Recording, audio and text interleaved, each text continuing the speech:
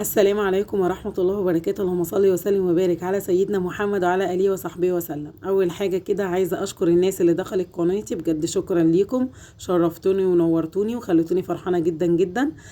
شكرا بوجودكم معايا يا رب، ربنا يجازيكم كل خير.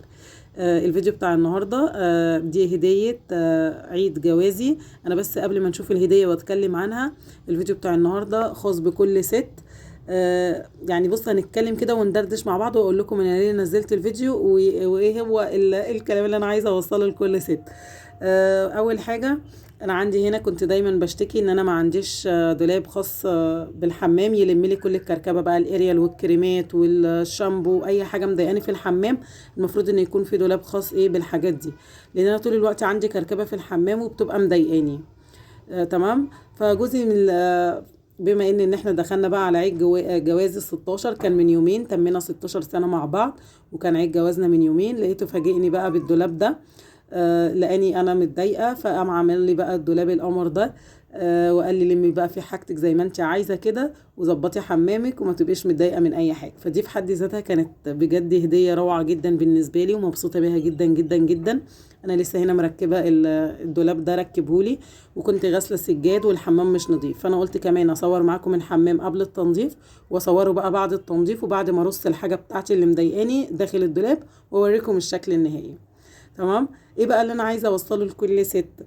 بجد عايزه اقول لكل ست ان جوزك لما يقدرك، او ان هو يجيب لك هديه حتى لو هي خاصه بالبيت، ما تزعليش وتقولي لا كان نفسي في ساعه او برفان او بهدوم او بحاجه خاصه بيا او خاتم او كده.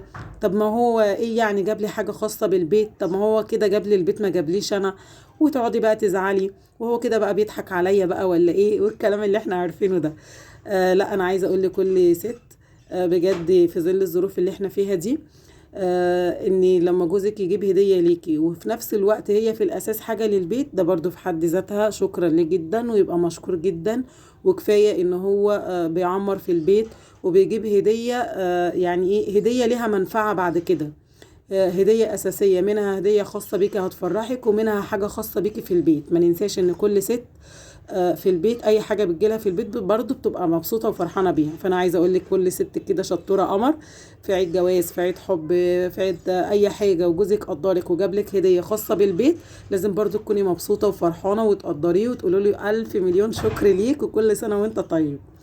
بس ده كان الفيديو بتاع النهارده. انا بصراحه مبسوطه جدا.